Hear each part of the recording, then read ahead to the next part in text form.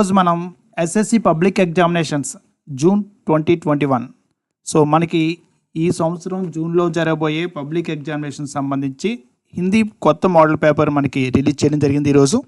So ఆ పేపర్లో మనకి ఏ విధంగా ప్రశ్నలు అడుగుతున్నారు, ఏ టాపిక్ నుంచి ఎన్ని మార్క్స్ ఇవ్వబడిస్తున్నారు, ఇవన్నీ కూడా మనం ఇందులో చూసుకుందాం. ఒకసారి మీకు ఎక్స్ప్లెయిన్ చేయడం జరుగుతుంది. సో ఒక శ్రద్ధగా వినండి. సో మీకు ఏమైనా డౌట్స్ ఉంటే మనకి కామెంట్స్లో అడగండి, మీకు తర్వాత క్లారిఫై చేయడం జరుగుతుంది. సో మనకి మీ అందరికీ తెలుసు, మనకి సిలబస్ ఏవైతే ఉన్నాయో 12 పాఠాలు 4 నాన్ టైల్ లెసన్స్ ఉండేవి. సో అందులో మనకి సిలబస్ని ఈ కరోనా సమయంలో మనకి చాలా సమయం వృధా అయింది కనుక మనకి రెడ్యూస్ చేయడం జరిగింది, తగ్గించడం జరిగింది. సిలబస్ని మనకి తగ్గించడం జరిగింది. సో దానిలో భాగంగా మనకి కేవలం కొన్ని పాఠాలు మాత్రమే చదువుతున్నాం. సో మనకి సమయం తక్కువగా ఉంది కనుక సో ఆ పాఠాలు ఏమిటో ఒకసారి మీ అందరికి చెప్తున్నాను.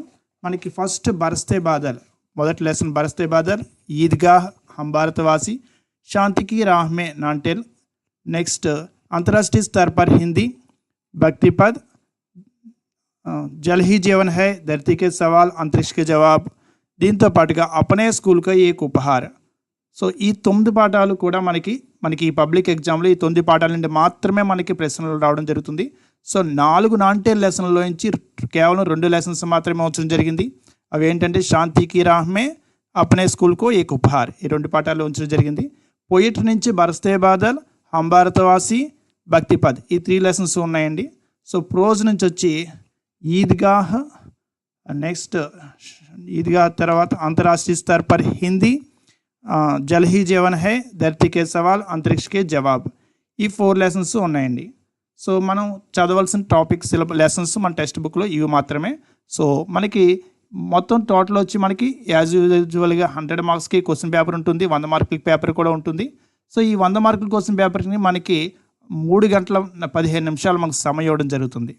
ఓకే, సో ఇదంతా మనకి పాత ప్యాటర్న్లోనే ఉంది. సో అందులో 15 నిమిషాలు మనకి దేనికోసం ఇచ్చారు, ప్రశ్న పత్ర पढ़ने के लिए 15 मिनट का समय निर्धारित है.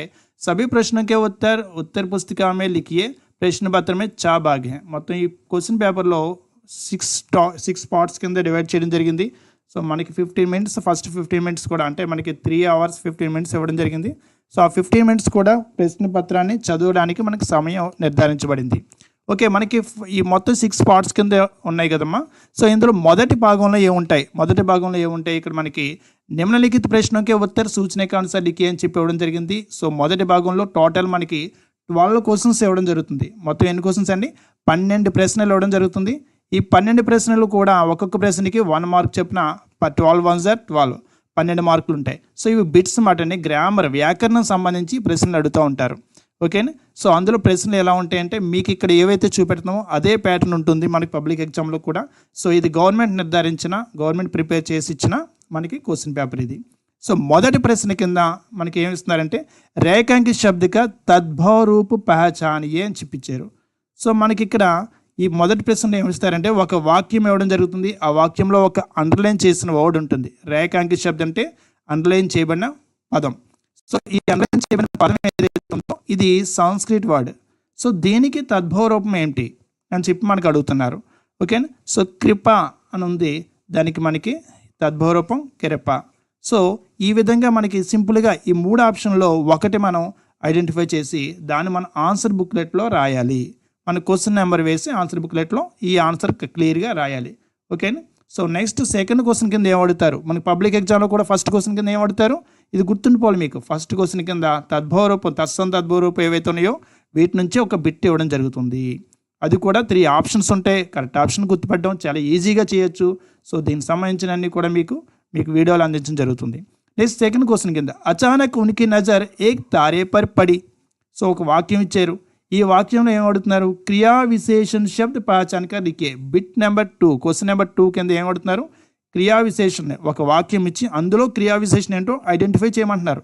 సో ఇది కూడా మనం చాలా ఈజీగా చేయొచ్చండి. క్రియా విశేషణ యాడ్ వెర్బ్. క్రియా విశేషణ అంటే ఏంటి ఉంటుంది, క్రియ ఏంటో చూసుకోవాలి. ఓకే, క్రియ యొక్క గుణాన్ని చెప్పేది ఏముందో దాన్ని క్రియా విశేషణ అంటారు. ఓకేనా.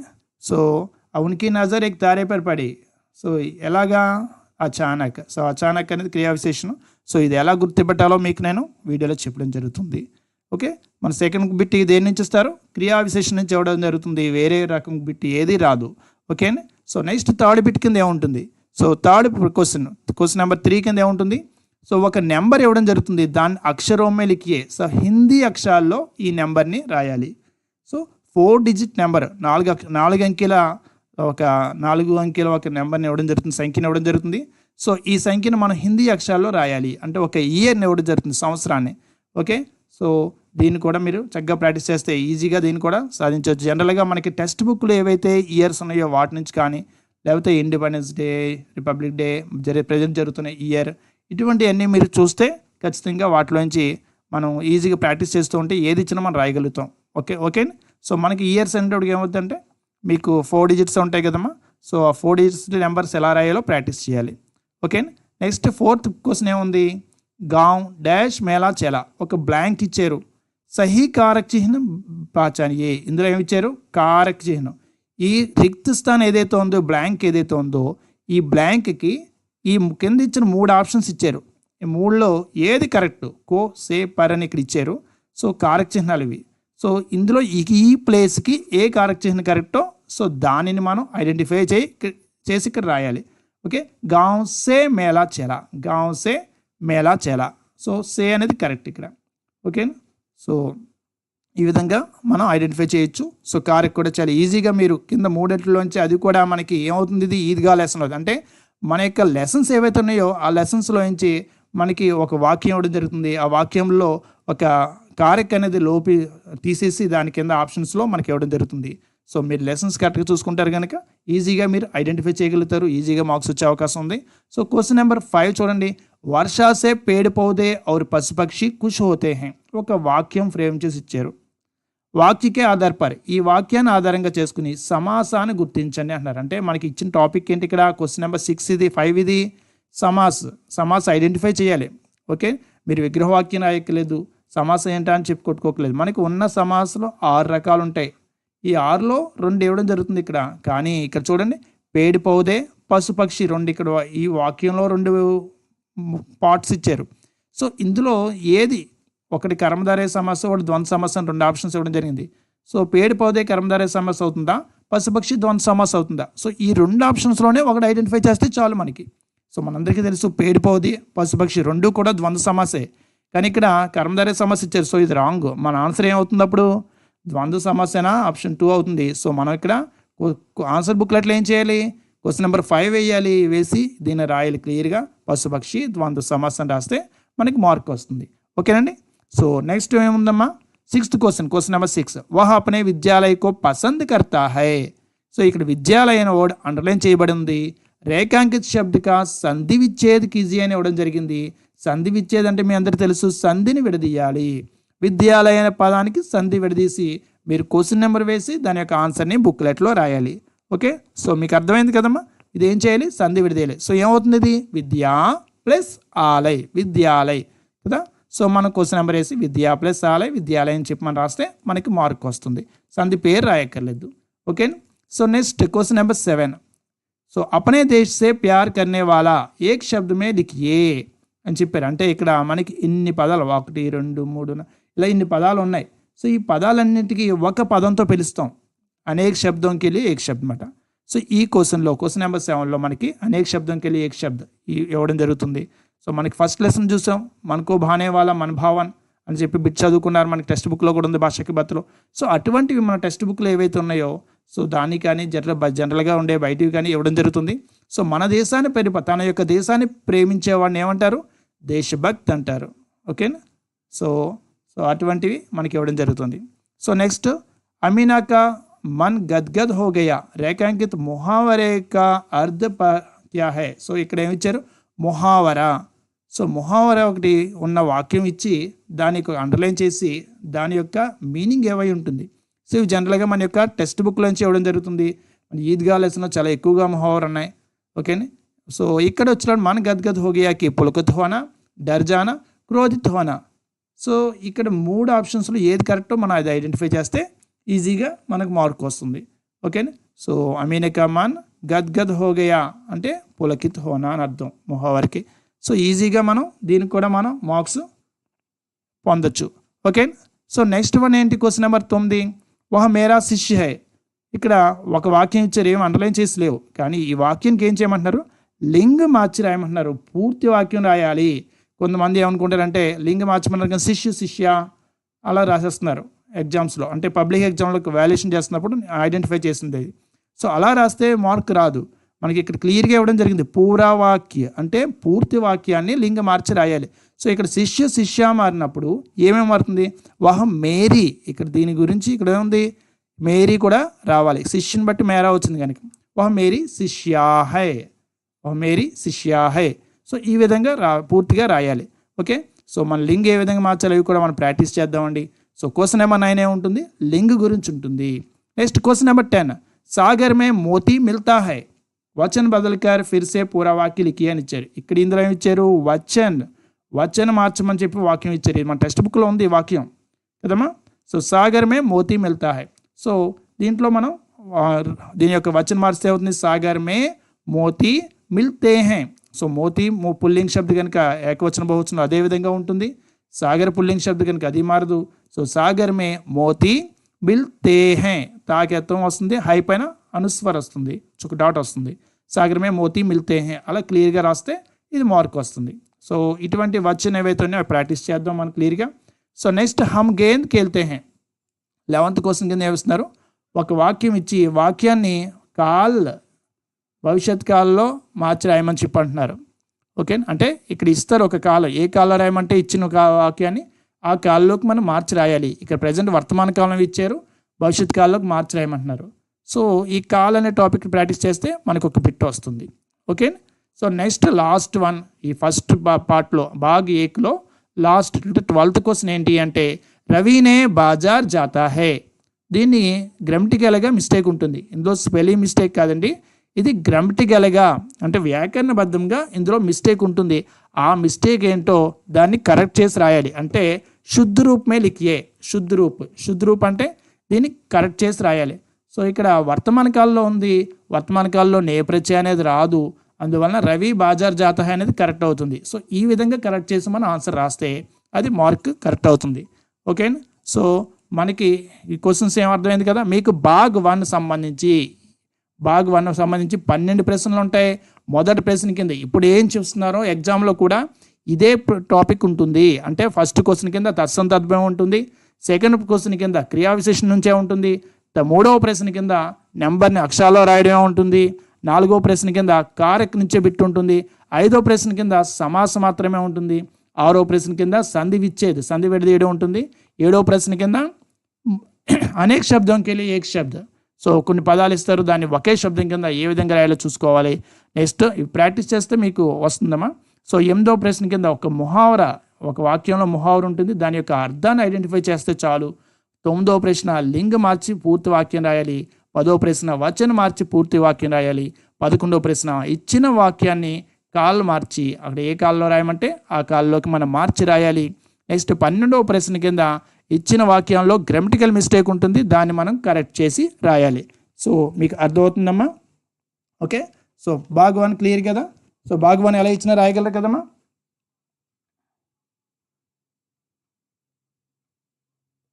ఓకే, మనం ఇప్పుడు భాగ్ 2కి వెళ్దాం.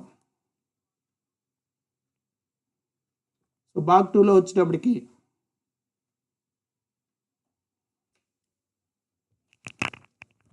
ఓకే భాగ్ 2 చూద్దామా. భాగ్ 2లో వచ్చేటప్పటికి ప్రశ్న సంఖ్య 13 से 16 तक दिए गए गद्यांश पद्यांश पढ़कर निर्देश के अनुसार उत्तर दीजिए. ఈ భాగ్ 2లో వచ్చేటప్పటికి మనకి ఏముంటాయంటే ప్యాసేజ్ క్వశ్చన్స్, పోయం క్వశ్చన్స్ ఉంటాయి. అంటే 13, 14, 15, 16 4 క్వశ్చన్స్ అని చెప్తున్నారు. అంటే 4 అంటే 2 ప్యాసేజ్లు 2 పోయమ్స్ ఇవ్వడం జరుగుతుంది మనకి. వాటికి సంబంధించి ప్రశ్నలు అడగడం జరుగుతుంది. ఓకే, సో మనకి ఇక్కడ చూడండి క్వశ్చన్ నెంబర్ 13 ఇవ్వడం జరుగుతుంది. పబ్లిక్ ఎగ్జామ్లో కూడా క్వశ్చన్ నెంబర్ 13 వచ్చి ఇలాగే ఉంటుంది. అంటే ఈ ప్యాసేజ్ అని కాదు, పేరా మారుతుంది. సో ఒక అనుచ్ఛేద్ ఇవ్వడం జరుగుతుంది. అనుచ్ఛేద్ అంటే మీ అందరికీ తెలుసు పారాగ్రాఫ్ అని.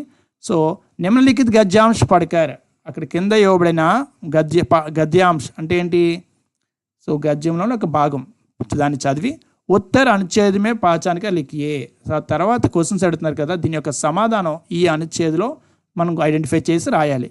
ఓకే, సో అంటే మనకి ఇచ్చే క్వశ్చన్ యొక్క ఆన్సర్ కూడా మనకి ఇందులో మనకు దొరుకుతుంది అంట. సో మనం ఇక్కడ ఫస్ట్ ఏవైతే చూసామో గ్రామర్ సంబంధించి ఆ టాపిక్స్ కాకుండా మిగిలిన గ్రామర్ టాపిక్స్ని మనం ఇందులో ఇస్తారు. ఇవన్నీ కూడా అంటే క్వశ్చన్ నెంబర్ 13 గుర్తుపెట్టుకోండి. దేనికి సంబంధించి ఉంటుంది?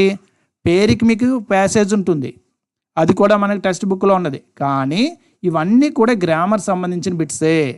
ఓకేనా? సో ఇక చూడండి, మీ యొక్క లెసన్స్ కరెక్ట్గా వింటే, మీరు చదివితే మీరు ఈజీగా ఐడెంటిఫై చేయగలరు. ఇక్ ప్రత్యయ వాలా శబ్ద పహచానిక లిఖి. ఈ పేరాలో, ఈ అనుచ్ఛేదలో ఇక్ అనే ప్రత్యయం ఉన్న పదం ఏంటి ఐడెంటిఫై చేయమన్నారు. సో మనకి ఇక్కడ ఫస్ట్లో చూడండి, మార్మిక్, మర్మ్ ప్లస్ ఇక్ మార్మిక్. సో దాన్ని మనం ఆన్సర్లో క్వశ్చన్ నెంబర్ 13 ఆ అని పెట్టి మార్మిక్ ఇక్, మర్మ ప్లస్ ఇక్ ప్రత్యయ కింద మనం రాస్తాం, ప్రత్యయ ఇక్ అని చెప్పి మనం రాస్తాం. నెక్స్ట్ సెకండ్ క్వశ్చన్ ఏముంది? సత్ ఉపసర్గ వాలా శబ్ద పహచానిక లిఖియే. ఈ పేరాలో సత్ అనే ఉపసర్గ ఇందులో ఉంది, దాన్ని ఐడెంటిఫై చేసి రాయమంటున్నారు ఆ పదం.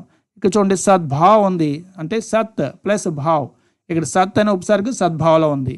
సో సత్ అనే ఉపసర్గ ఎందులో ఉంది? సద్భావలో ఉంది కనుక అది రాస్తే మనకి దీనికి ఆన్సర్ అవుతుంది. నెక్స్ట్ దోస్తీ శబ్దిక అర్ధ పహచానిక లిఖియే. ఇక్కడ ఈ పేరాలో దోస్తీ అనే వర్డ్కి మీనింగ్ ఉందంట, అంటే దాని యొక్క పర్యాయ శబ్దం ఉందంట.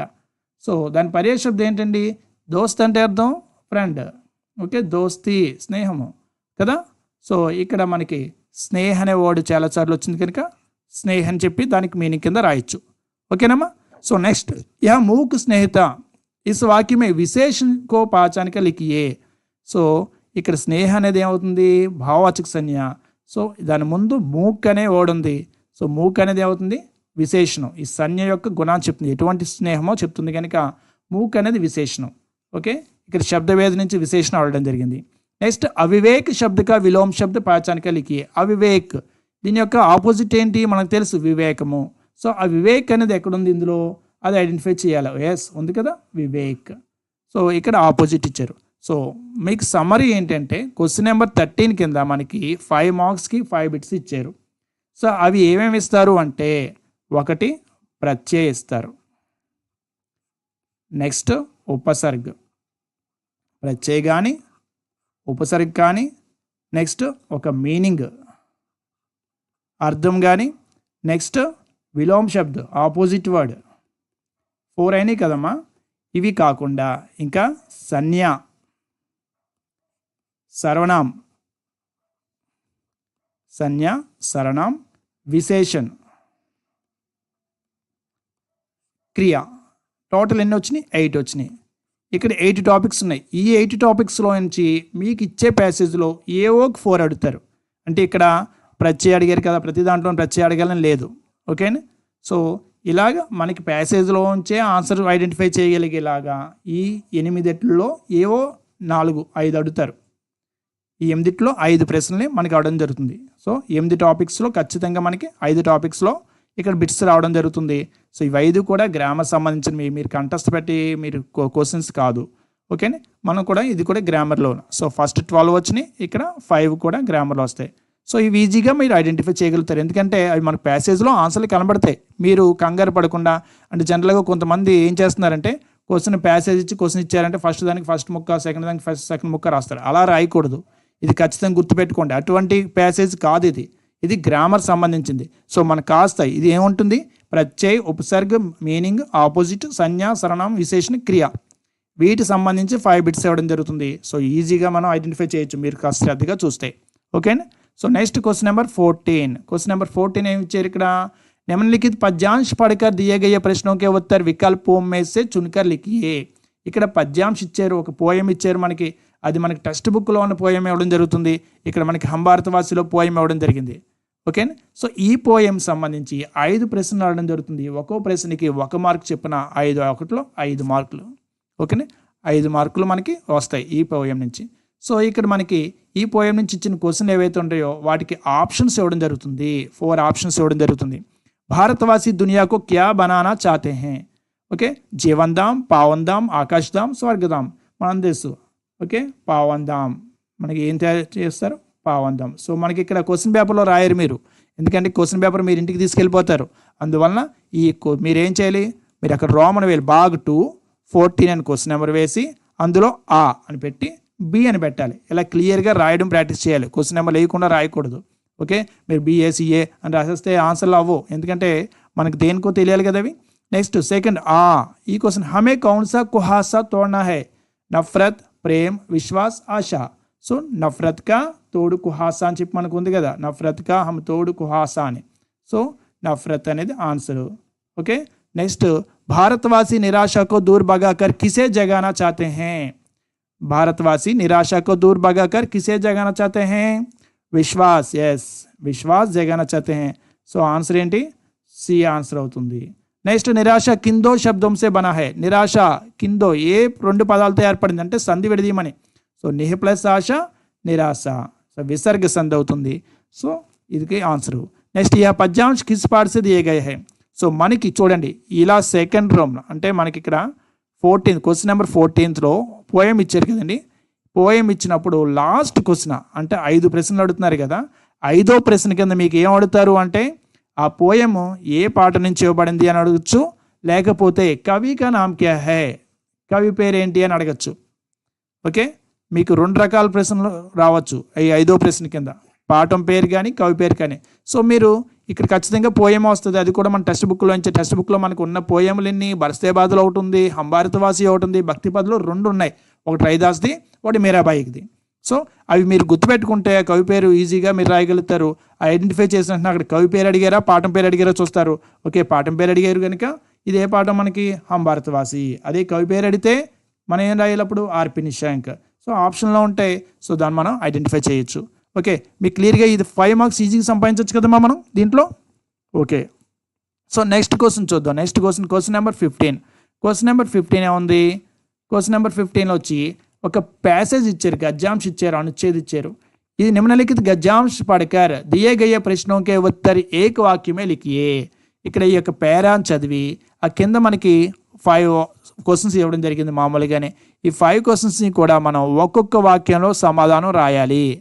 ఓకేని, సో మనకి 5 1s are 5 మార్క్స్ మనకి 5 బిట్స్కి ఉంటాయి. ఓకేని, సో హిందీ కా శాబ్దిక అర్థ క్యా హై, ఫస్ట్ క్వశ్చన్ ఈ ప్యాసేజ్లోనే ఉంటుంది. ఓకేని, సో హిందీ కా శాబ్దిక అర్థ క్యా హై, మనం ఇప్పుడు రాసినా సరే క్యా ఏమిటి, సో దాని మీనింగ్ ఏంటో ఇక్కడ ఉంటుంది కదమ్మా. సో దాన్ని మనం ఐడెంటిఫై చేసి మనం రాయాలి. ఓకేనా, సో నెక్స్ట్ హిందీ సే హమ్ కిస్కి పహచాన్ కర్ సక్తే హై, హిందీతో మనం దేనిని మనం గుర్తించగలుగుతాం, सारे भारत की पहचान अच्छी तरह से कर सकते हैं, हिंदी से हम सारे भारत की पहचान कर सकते हैं. ओके, सो आ विधंगा भारत के सभी प्रांतों से जुड़ने के लिए किसकी आवश्यकता है, सो भारत के सभी प्रांतों से जुड़ने के लिए अन्य प्रांताలను కలపడం కోసం ఏం అవసరం అంటే ఏం చెప్పాలి. సో ఇక్కడ చూడండి, हमें भारत के सभी प्रांतों से जुड़ने के लिए एक भाषा की आवश्यकता है. సో ఇక్కడ కిస్కి ప్లేస్లో ఏక్ భాషకి పెడితే మనకు ఆన్సర్ అవుతుంది. నెక్స్ట్ ఇక్కడ చూడండి 4th క్వశ్చన్ కింద ఏమి ఇచ్చారు, భాషా శబ్దిక వచన్ బదులుగా లిఖియే అని ఇచ్చారు. ఇక్కడ గ్రామర్ ఇచ్చారు, భాషకి వచనం మార్చలేమంటే ఇక్కడ మన వాక్యం లేదు కనుక సింపుల్గా దీని యొక్క పదానికి వచనం మార్స్తాం, భాషాయే. నెక్స్ట్ ఇది ఏ లెసన్ నుంచి ఇచ్చారు, అంతర్రాష్ట్రీయ స్తర్ పర్ హిందీ అనే పాఠం నుంచి ఇవ్వడం జరిగింది. సో మనకి లాస్ట్ క్వశ్చన్ చెప్పుకున్నాం, దేంట్లో ఇస్తారు పాఠం నుంచి పాఠం పేరు కానీ ఈ ప్యాసేజ్ ఈ అనుచ్ఛేదం ఏ పాఠం నుంచి ఇవ్వబడింది అని ఇవ్వడచ్చు, లేకపోతే దాని రైటర్ పేరు అడగచ్చు, అయితే విధా కైసా పాఠ అంటే ఏంటి, విధా పాఠ విధా. ఓకే, అంతర్రాష్ట్రీయ స్తర్ పర్ హిందీ పత్రలేఖన్. సో ఈ విధంగా విధా కూడా మనల్ని అడగచ్చు. ఓకేనండి, సో మీరు అవి ఐడెంటిఫై చేసి ఈజీగా మనం రాయగలుగుతాం. మీరు చక్కగా ప్రాక్టీస్ చేస్తే మన సిలబస్ తక్కువగా ఉంది కనుక మీరు చక్కగా ప్రాక్టీస్ చేయండి. సో నెక్స్ట్ క్వశ్చన్ నెంబర్ 16, ఇందులో ఏముంటుంది, మరొక ప్యాసేజ్ ఇవ్వడం జరుగుతుంది. సో మొదటి ఇచ్చింది ఏంటి, ఇక్కడ 15లో మన టెక్స్ట్ బుక్ నుంచి ఇవ్వబడింది కదా. సో ఇది మన టెక్స్ట్ బుక్లోంచి కాకుండా ఓకే ఇది కూడా టెక్స్ట్ బుక్ నుంచి ఇవ్వడం జరిగింది. సో ఇక్కడ వచ్చేటప్పటికి ఏం అడుగుతుందో చూడండి, గద్యాంశ నుంచి ఇక్కడ 5 క్వశ్చన్స్ ఇవ్వడం జరిగింది, దీనికి ఆప్షన్స్ ఇవ్వడం జరుగుతుంది. క్వశ్చన్ నెంబర్ 15లో ఆప్షన్స్ లేవు, క్వశ్చన్ నెంబర్ 16లో ఆప్షన్స్ ఇవ్వడం జరిగింది, 5 ఆప్షన్స్. अंतरिक्ष यात्री किसको विषहीन बनाना चाहते हैं, जल ही जीवन है లెసన్లో. సో జల్కో, సో మనకి ప్యాసేజ్లో ఉంది ఆన్సర్ ఇది. జల్ కిస్కే మిల్నే సే జహరీలా హో గయా, ఏం దేనికి మనకు తెలుసు కదా, విషాణు. ఓకే, నెక్స్ట్ పానీ కే అభావ్ మే క్యా హో రహా థా, పానీ కే అభావ్ మే లోగ్ మర్ రహే थे. జహర్ శబ్ద కా అర్థ క్యా హై, జహర్ అంటే ఏంటి మీనింగ్, విషం. So wish. ఇస్ గద్యాంశ కా లేఖక్ కౌన్ హై, ఇది ఏ లెసన్ నుంచి తెలియాలి కదా మనకి, ఇది ఏ లెసన్లోది, జల్ హీ జీవన్ హై. సో దాని యొక్క రైటర్ పేరు ఏం పేరు? Shriprakash. So A answer. Okay, so మనకి ఈ క్వశ్చన్ కింద ఏం అడగచ్చు? 5వ ప్రశ్న కింద అనుకున్నాం ఈ గద్యాంశ ఏ లెసన్లో ఏదైనా అడగచ్చు, ఈ విధా కైసా పాఠ హై విధా ఏమిటో అడగచ్చు, లేకపోతే దాని యొక్క రైటర్ పేరు అడగచ్చు. ఓకే, సో మనకి ప్రతి లెసన్ సంబంధించి ఆ విధా, రైటర్ పేరు, పాఠం పేరు చూడగానే ఐడెంటిఫై చేయగలిగేలాగా మీరు ప్రాక్టీస్ చేశారనుకోండి, మనకి ఇక్కడ మనకి మంచి మార్క్స్ సంపాదించుకోవచ్చు. ఓకే, ఈ విధంగా మనకి భాగ్ 2కి సంబంధించి 13, 14, 15, 16 ఇందులో 13 and 14 వచ్చి పోయట్రీ నుంచి, 15, 16 వచ్చి ప్రోజ్ నుంచి ఉంటాయి. సో ఇందులో మనకి కొన్ని గ్రామర్ బిట్స్ అవన్నీ వచ్చాయి. సో మనకి ఎలా మోడల్ ఎలా ఉందో సో దీన్ని బట్టి మీరు చక్కగా ప్రాక్టీస్ చేయండి. ఓకే, సో నెక్స్ట్ భాగ్ 3. భాగ్ 3 సంబంధించి ఏముందో చూడండి. ప్రత్యేక ప్రశ్నగా ఉత్తర్ చే పంక్తియోं में लिखिए. ఇక్కడ మనకి ప్రతి క్వశ్చన్కి అట్లీస్ట్ 6 లైన్స్లో 6 పాయింట్స్లో మీరు ఆన్సర్ రాయాలి. సో ఇక్కడ మనకి ఏముంది అంటే ఇక చూడండి 2 ప్రశ్నలు ఇవ్వడం జరిగింది. ఒక్కొక్క దానికి 4 మార్కులు. Each question carries 4 marks. 2 4s are 8 marks. So ఇందులో మనకి 17, 18 question number 17 and 18. Question number 17 వచ్చి మీకు ఖచ్చితంగా ఉండేది ఏంటంటే ఒక కవి పరిచయం ఉంటుంది. క్వశ్చన్ నెంబర్ 17 మీకు ఉండేది ఏంటి? కవి పరిచయం. సో ఈ కవి పరిచయానికి మీరేం చదవాలి? మనకున్న టెక్స్ట్ బుక్లో బరస్తే బాదల్ కవి పరిచయం ఎవరు? కవి సుమిత్రానందన్ పంత్. హం భారతవాసి కవి పేరు ఏం పేరు? ఆర్పి నిశంక్. భక్తి పదలో వచ్చేటికి రైదాస్ మీరాబాయి. ఈ 4 కవి పరిచయాలు చదివితే అందులో మనకి ఒక కవి పరిచయం గ్యారంటీగా వస్తుంది. ఓకే, సో కంపల్సరీ మీరు ముందు బైహార్ట్ చేయవలసింది చక్కగా ప్రెజెంటేషన్తో ఆ 4 రాయడం బాగా ప్రాక్టీస్ చేశారంటే మీకు 4 మార్క్స్ గ్యారంటీ వచ్చేసినట్టే. Okay, so next 18th question. సో దీనికి చాయిస్ లేదు, 2 రాయాలి. సో ఇందులో ఏముంది? ఉపన్యాస సమ్రాట్ ప్రేమ్చంద్ జీకా జీవన పరిచయ దీజీ అని ఇచ్చారు. సో యాక్చువల్గా ఇక్కడ ఏమిస్తారంటే ప్రోజ్ నుంచి మీకు గద్యపాఠం నుంచి ఒక రైటర్ గురించి ఇవ్వడం జరుగుతుంది. ఓకే, సో ఇక్కడ పద్యభాగం నుంచి ఇస్తారు, ఇక్కడ గద్యభాగం నుంచి. ఇదేమో పోయిటరీ నుంచి, సో ఇది ప్రోజ్ నుంచి ఇవ్వడం జరుగుతుంది. సో గద్య నుంచి ఇచ్చినప్పుడు మీకు చాలా చాలా ఈజీ మాట పేపర్. ఎందుకు ఈజీ అంటే మీరు కొద్ది కష్టపడితే దీనికి 4 మార్కులు సంపాదించవచ్చు. ఎలాగా అంటే మనకి గద్య ప్రోజ్ నుంచి కేవలం 2 పాఠాలు ఉన్నాయండి. కేవలం 2 లెసన్సే ఉన్నాయి మనకు. ఎందుకంటే ఒకటి ఈద్గాహ్ ఉంది, ఈద్గాహ్ మున్షి ప్రేమ్చంద్. ఓకే, రెండవది వచ్చేటప్పుడు ఏముంది? Jal Hi Jeevan high, Jal Hi Jeevan Hai. So Sri Prakash. So మీరు ఏది వదలకూడదు, ఎందుకంటే జల్ హీ జీవన్ హై 2 ఉన్నాయి మనకి. రెండిట్లో ఈద్గాహ్ ఇంపార్టెంట్, జల్ హీ జీవన్ ఇంపార్టెంట్ ఇలా చెప్పడానికి లేదమ్మా. ఎందుకు లేదంటే మనకి అక్కడ 2 సెట్లు పేపర్లు తయారు చేస్తారు. సో ఇందులో ఒక సెట్లో ఈద్గాహ్ ఇచ్చారు, ప్రేమ్చంద్ గురించి ఇచ్చారు అంటే 2 సెట్లు ఏం చేస్తారు? శ్రీప్రకాష్ గురించి రాయమని ఇస్తారు. వేరే ఆప్షన్ లేదు పేపర్ ఇచ్చే వాళ్ళకి. అందువల్ల మీరేం చేయాలి? 2 కంపల్సరీ చదవాలి. మన అదృష్టం ఏదో తెలియదు కదా. సో 2 చదివితే ఒక సెట్ అంటే ఆ రోజు లాటరీ తెస్తారు ఏ సెట్ పేపర్ ఇవ్వాలని. సో అందువలన ఒక దాంట్లో ప్రేమ్చంద్ ఉంటుంది, ఒక దాంట్లో శ్రీప్రకాష్ ఉంటుంది. అందువలన 2 చదివితే మీకు ఖచ్చితంగా 2 చదివితే 4 మార్క్స్ గ్యారెంటీ వచ్చేస్తాయి మీకు. ఓకే, సో మనకి ఈజీగా ఇక్కడ 4 ఇక్కడ 2 మొత్తం 6 కవి పరిచయాలు మీరు చదవగలిగారు అంటే 8 మార్క్స్ మీకు గ్యారెంటీ వచ్చేస్తాయి. సో ఫస్ట్ మీరు చేయవలసింది ఏంటి? ఈ 8 మార్క్స్కి మీరు 6 కవి పరిచయాలు పర్ఫెక్ట్గా రైటింగ్ ప్రాక్టీస్ చేయాలి. చాలా ప్రెజెంటేషన్ చక్కగా ఉండాలి. ఓకే, భాగ్ 3 అయిపోయింది. నెక్స్ట్ భాగ్ 4 చూడండి. భాగ్ 4 వచ్చేటప్పటికి షార్ట్ క్వశ్చన్స్ అమ్మా. ఓకే, 3 या 4 వాక్యోं में लिखिए అని చెప్పి ఇవ్వడం జరిగింది. ఓకే, కింద 8 క్వశ్చన్స్ ఇచ్చారు. ఒక్కొక్క క్వశ్చన్కి 3 మార్క్స్ క్వశ్చన్స్ ఇవి. 8 3s are 24 మార్క్స్. సో ఇందులో మనకి 8 క్వశ్చన్స్ ఇవ్వడం జరిగింది కదండి. సో అందులోని మొదటి 2 ప్రశ్నలు పోయట్రీ నుంచి ఇచ్చారు. పోయట్రీ నుంచి పద్యభాగం నుంచి 19, 20. సో నెక్స్ట్ 21 నుంచి 23 వరకు ఏమి ఇచ్చారు? గద్య భాగం నుంచి ప్రోజ్ నుంచి ఇచ్చారు. సో నెక్స్ట్ 24, 25, 26 ఇదే నుంచి ఇచ్చారు? ఉపవాచక నుంచి ఇచ్చారు. ఓకే, ఉపవాచక నుంచి. సో పోయిటరీ నుంచి మన లెసన్స్ ఎన్ని ఉన్నాయి? కేవలం 3 లెసన్సే ఉన్నాయి. పోయిటరీలో మనకి లెసన్స్ 3 లెసన్స్ ఉన్నాయి. నెక్స్ట్ నానిటైల్లో మనకి 2 లెసన్స్ ఇవ్వడం జరిగింది. నానిటైల్లో 2 లెసన్స్. నెక్స్ట్ మిగిలినవేంటి? 4 లెసన్స్ని మనకి దీంట్లో ఇవ్వడం జరిగింది. ఓకే, టోటల్ మనకి 9 లెసన్స్ మన యొక్క సిలబస్లో ఉన్నాయి. సో మనకి నానిటైల్లో ఉన్న 2 లెసన్స్ ఏవేంటి అంటే ఏమున్నాయండి? ఫస్ట్ వన్ శాంతికి రాహమే, నెక్స్ట్ అపనే స్కూల్కో ఏక్ ఉపహార్. ఈ 2 లెసన్స్లో నుంచి మనకి 3 క్వశ్చన్స్ అడుగుతారండి. మనకి శాంతికి రాహమేలో జస్ట్ 4 క్వశ్చన్స్ ఉన్నాయి. నెక్స్ట్ అపనే స్కూల్కే ఉపహార్లో 3 క్వశ్చన్స్, టోటల్ 7 క్వశ్చన్స్ ఉన్నాయండి. ఈ 7 క్వశ్చన్స్ మీరు పర్ఫెక్ట్గా రాయడం ప్రాక్టీస్ చేశారు, మిస్టేక్స్ లేకుండా చేశారు అంటే మీకు అందులోంచి 2 లెసన్స్ 2 క్వశ్చన్స్ అనేవి 3 క్వశ్చన్స్ అనేవి వస్తాయి. అంటే 3 3 ఆర్ 9 మార్క్స్ వచ్చేస్తాయి ఈ 2 లెసన్స్లోంచి. ఓకే, 3 లెసన్స్, ఈ 2 లెసన్స్లోంచే 9 మార్క్స్ మీకు గెయిన్ చేయగలుగుతారు జస్ట్ 7 క్వశ్చన్స్ చదివారంటే. సో ఇందులో కూడా అంతే, ఏది ఇంపార్టెంట్ అది ఇంపార్టెంట్ అని వదిలేయద్దు. ఎందుకంటే 2 సెట్స్ పేపర్స్ చేస్తారు, అందులో ఒకటి ఇందులో ఒకటి, ఇందులో ఒకటి అని పంచుతారు కనుక మీ అదృష్టాన్ని బట్టి ఆ రోజు మనకి వస్తుంది కనుక మనం ఛాన్స్ తీసుకోవద్దు. తక్కువ సిలబస్ ఉంది, మొత్తం కంప్లీట్గా రాయడం ప్రాక్టీస్ చేయండి. నెక్స్ట్ పోయిటరీ నుంచి మనకు ఉన్న 3 లెసన్స్లో నుంచి మనకి 2 క్వశ్చన్స్ వస్తాయి. మన ఆల్రెడీ ఇందాక కవి పరిచయం వచ్చింది కనుక ఇందులో 2 క్వశ్చన్స్ సరిపోతాయి. నెక్స్ట్ ప్రోజ్ నుంచి 4 లెసన్స్ ఉన్నాయి. ఈ 4 లెసన్స్లో నుంచి మనకి 3 క్వశ్చన్స్ రావడం జరుగుతాయి. ఓకే, సో ఇవి మీరు చక్కగా ప్రాక్టీస్ చేశారంటే ఈజీగా మార్క్స్ వస్తాయండి. సో నెక్స్ట్ క్వశ్చన్ నెంబర్ భాగ్ 5 5th रोमन ఏముంది అంటే నిమ్నలిఖిత నిబంధాత్మక ప్రశ్నోं के उत्तर सूचना के अनुसार लिखिए. ఎస్ఏ క్వశ్చన్స్ ఉంటాయి. ఎస్ఏ క్వశ్చన్స్ అంటే ఇందులో చూడండి క్వశ్చన్ నెంబర్ 27లో ఇచ్చారంటే किसी एक प्रश्न का उत्तर 15 पंक्तियों में लिखिए. एटलीस्ट 15 सेंटेंस అయినా ఉండాలి. ओके, वर्षा ऋतु हमेशा सबकी प्रिय ऋतु है. बरसते बादल कविता के आधार पर स्पष्ट कीजिए. మీరాబాయి ने सदगुरु की महिमा का वर्णन किस प्रकार किया. దీన్ని బట్టి ఏమవుతుంది, ఈ క్వశ్చన్ నెంబర్ 27 ఏదైతే ఉందో ఇది పద్య భాగం నుంచి ఇవ్వడం జరిగింది. మీకు పద్య భాగంలో 3 లెసన్స్ ఉన్నాయి. 3 లెసన్స్లో 2 లెసన్స్ ఇక్కడ ఇచ్చేయడం జరుగుతుంది. మన 3 లెసన్స్ బరస్తే బాదల్, హం భారతవాసి, భక్తిపద్. సో ఈ భక్తిపదలో మనకి 2 గురించి ఇవ్వడం జరిగింది కనుక ఈ 3 ఎస్ఏ క్వశ్చన్స్ ఏమన్నాయో అవి చదివితే అందులో 2 గ్యారెంటీ వస్తుంది, మనం ఒకటే రాయాలి. ఓకే, సో అందుకని చక్కగా బరస్తే బాదల్, హం భారతవాసి 2 పర్ఫెక్ట్గా చదివారంటే మీకు అందులో ఈ ఫస్ట్లో అది ఉంటాయి. ఇందులో వచ్చేటప్పటికి రైదాస్ రావచ్చు. ఓకే, అదే మారేబాయి కానీ రైదాస్ కానీ. సో మీరు అలా కాదు, మీరు మొత్తం 3 లెసన్స్లో 2 లెసన్స్ పర్ఫెక్ట్గా వచ్చేలా సారాంశాలు అప్పుడు మీకు ఇది చేయగలుగుతారు. సో ఇది రాసేటప్పుడు కూడా ఖచ్చితంగా ఫస్ట్ కవి పరిచయం రాయాలి. అంటే ఈ ప్రశ్న పాఠం పేరు రాయాలి, కవి పేరు కంపల్సరీ రాసి కవి పరిచయం రాస్తే మీకు మార్క్స్ బాగా పడతాయి.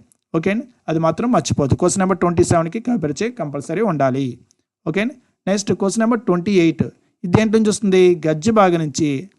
ఓకే, ఇది గద్య భాగం నుంచి మనకు వస్తుంది. గద్య భాగం నుంచి మనకు వచ్చేటప్పటికి ఏమేమి లెసన్స్ ఉన్నాయి, గద్య భాగం నుంచి మనకి అంతర్రాష్ట్రీయ స్థాయి పర్ హిందీ ఉంది. నెక్స్ట్ జల్ హీ జీవన్ హే ఉంది, ధర్తీ కే సవాల్ అంతరిక్ష కే జవాబు ఉంది. ఓకే, సో గద్య భాగం నుంచి మనకి ఉన్న లెసన్స్ ఇవి. ఈద్గా లెసన్ అవుతుంది. ఓకే, ఈద్గాహ్, నెక్స్ట్ అంతర్రాష్ట్రీయ స్థాయి పర్ హిందీ, జల్ హీ జీవన్ హే, ధర్తీ కే సవాల్ అంతరిక్ష కే జవాబు. ఇందులో నుంచి మనకి 2 ప్రశ్నలు ఇవ్వడం జరుగుతుంది, ఒక ప్రశ్నకి సమాధానం రాయాలి. ఓకే, సో ఇవి 10 మార్క్స్కి. దీనికి కూడా మనం ఫస్ట్ ఈ పాఠంలోదే రాయాలి. లేఖక పరిచయం ఉంటే లేఖక పరిచయం రాస్తే మంచిది. ఓకే, వేద రాయండి, పాఠం పేరు వేద కంపల్సరీ ప్రతిదానికి రాయండి. ఓకే, సో ఇక్కడికి అర్థమైంది కదా. సో నెక్స్ట్ మనకి లాస్ట్ రోమన్ అండి, ఇది భాగ్ 6. సో ఇందులో వచ్చేటప్పటికి నిమ్నలిఖిత ప్రశ్నకి ఉత్తర్ సూచనకి అనుసార్ లిఖియే. ఇక్కడ మనకి 29, 30 అనే 2 ప్రశ్నలు ఇవ్వడం జరిగింది. సో 29లో వచ్చేటప్పటికి ఏమి ఇచ్చారంటే ఒక లెటర్ అండి, పత్రలేఖనం. 29 ఏంటండి, పత్రలేఖనం 8 మార్క్స్కి ఇవ్వడం జరిగింది. 30 వచ్చేటప్పటికి జనరల్ ఎస్సే 8 మార్క్స్కి ఇవ్వడం జరిగింది, వ్యాసం. ఓకే, ఈ 2 లెటర్లు ఇచ్చారు కదండి. ఈ లెటర్స్ ఏమిస్తారు అంటే మీరు ఏమి చదవాలి అంటే ఎవరైనా కాస్త డల్లాస్ హిందీ అంటే భయపడే వాళ్ళు ఉంటే ఇందులో చూడండి. ఒకటి వచ్చేటప్పుడు విహారీ యాత్రకి వెళ్ళి అనుమతి మాంగతే పితాజీకో పత్ర అంటే ఇదేంటి, అనౌపచారిక. మన యొక్క పేరెంట్స్ కానీ మన ఫ్రెండ్స్ కానీ మన చుట్టాలకు కానీ ఇలాంటి రాస్తే అనౌపచారిక పత్ర అంటారు. ఓకే, అనౌపచారిక పత్ర. అలా కాకుండా ఇక్కడ ఏమైనా ఆవశ్యక పుస్తకం మాంగతే ఏ పుస్తక అఫీషియల్ లెటర్స్ ఔపచారిక పత్ర అంటాం కదమ్మా, ఔపచారిక. సో ఇలా 2 రకాల లెటర్స్లో అందులో ఒకటి ఇందులో ఇవ్వడం జరుగుతుంది. సో అట్లీస్ట్ ఒక రకం ఉత్తరాలు లెటర్స్ కరెక్ట్గా చదివితే, పత్రలేఖనం చదివితే మీకు కరెక్ట్గా మీరు దీన్ని ఆన్సర్ చేయగలుగుతారు 8 మార్క్స్ కూడా. సో ఆ విధంగా మీరు ప్రాక్టీస్ చేయండి. ఓకే అండి, సో నెక్స్ట్ ఏంటి, కిసి ఏక్ ప్రశ్నగా ఉత్తర్ లిఖి అని చెప్పి ఇక్కడ 2 జనరల్ ఎస్సేస్ ఇవ్వడం జరిగింది. సో ఇవి ఎలా ఇస్తారు అంటే ఒకటి వచ్చి మన యొక్క టెక్స్ట్ బుక్లో కంటెంట్ని డిపెండ్ చేసుకుని ఉన్నది. అంటే ఫర్ ఎగ్జాంపుల్ మనకి చూస్తే అంతర్రాష్ట్రీయ స్థాయి పర్ హిందీ ఉంది. సో దానికి సంబంధించి హిందీ కా మహత్వ, రాష్ట్ర భాష హిందీ, అంతర్రాష్ట్రీయ స్థాయి పర్ హిందీ, ఈ విధంగా ఏదైనా ఒక జనరల్ ఎస్సే ఇవ్వచ్చు. జల్ హీ జీవన్ హై, జల సంరక్షణ గురించి ఒకటి ఇవ్వచ్చు. అదేవిధంగా ధర్తీకే సవాల్ అంతరిక్ష జవాబు ఉంది కనుక దానికి సంబంధించిన ఏమైనా ఇవ్వచ్చు. ఈ విధంగా మనకున్న టెక్స్ట్ బుక్ బేస్ చేసుకుని ఒక జనరల్ ఎస్సే ఉంటుంది. రెండోది వచ్చేటప్పటికి జనరల్గా వేరే అవుట్ సైడ్ మన టెక్స్ట్ బుక్ సంబంధం లేకుండా మరొకటి ఉండే అవకాశం ఉంటుంది. అంటే ఇది మ్యాండేటరీ కాదు, ఇది వాళ్ళు జనరల్గా అయితే ఇలా ఇస్తూ ఉంటారు. ఓకే. సో సో ఇవి మొత్తం క్వశ్చన్ పేపర్ ప్యాటర్న్ అంతా కూడా మీకు క్లియర్గా అర్థమైంది అనుకుంటున్నాం. సో ఇంకా మీరు ఆలస్యం చేయకుండా చక్కగా మీరు హిందీలో 10 out of 10 మార్క్స్ తెచ్చుకుండేలా